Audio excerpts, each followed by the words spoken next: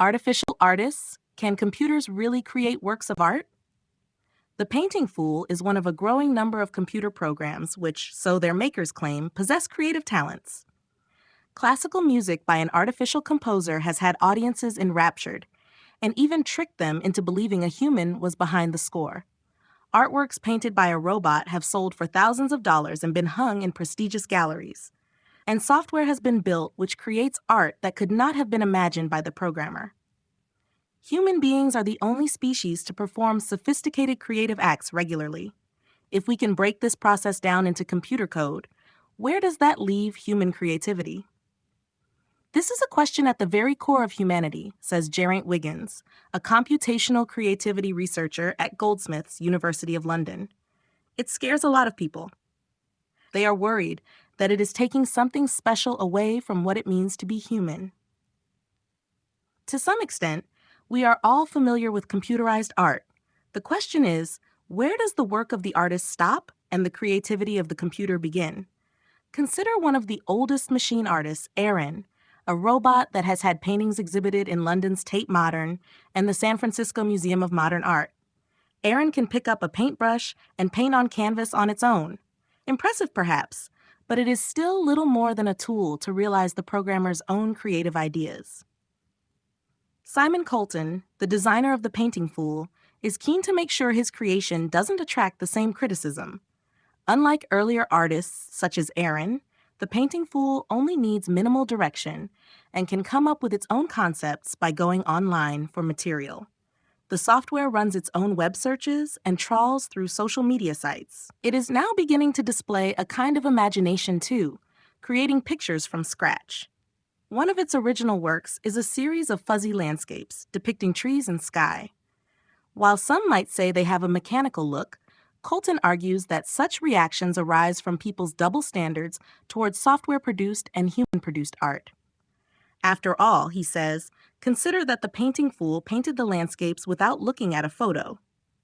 If a child painted a new scene from its head, you'd say it has a certain level of imagination, he points out. The same should be true of a machine. But computers can also lead to unexpected results. Some of the Painting Fool's paintings of a chair came out in black and white, thanks to a technical glitch. This gives the work an eerie, ghost-like quality, which one critic praised as hauntingly beautiful. The software was lauded for limiting their color palette, so why should computers be any different? Researchers like Colton don't believe it is right to measure machine creativity directly to that of humans who have had millennia to develop our skills. Others, though, are fascinated by the prospect that a computer might create something as original and subtle as our best artists. So far, only one has come close. Composer David Cope invented a program called Experiments in Musical Intelligence, or EMI. Not only did EMI create compositions in Cope's style, but also that of the most revered classical composers, including Bach, Chopin, and Mozart. Audiences were moved to tears, and EMI even fooled classical music experts into thinking they were hearing genuine Bach. Not everyone was impressed, however. Some, such as Wiggins, have blasted Cope's work as pseudoscience and condemned him for his deliberately vague explanation of how the software worked. Meanwhile, Douglas Hofstadter of Indiana University said EMI created replicas which still rely completely on the original artist's creative impulses. When audiences found out the truth, they were often outraged with Cope, and one music lover even tried to punch him. Amid such controversy, Cope destroyed EMI's vital databases. But why did so many people love the music, yet recoil when they discovered how it was composed? A study by computer scientist David Moffat of Glasgow Caledonian University provides a clue. He asked both expert musicians and non-experts to assess 6 compositions. The participants weren't told beforehand whether the tunes were composed by humans or computers, but were asked to guess and then rate how much they liked each one. People who thought the composer was a computer tended to dislike the piece more than those who believed it was human. This was true even among the experts, who might have been expected to be more objective in their analyses. Where does this prejudice come from? Paul Bloom of Yale University has a suggestion.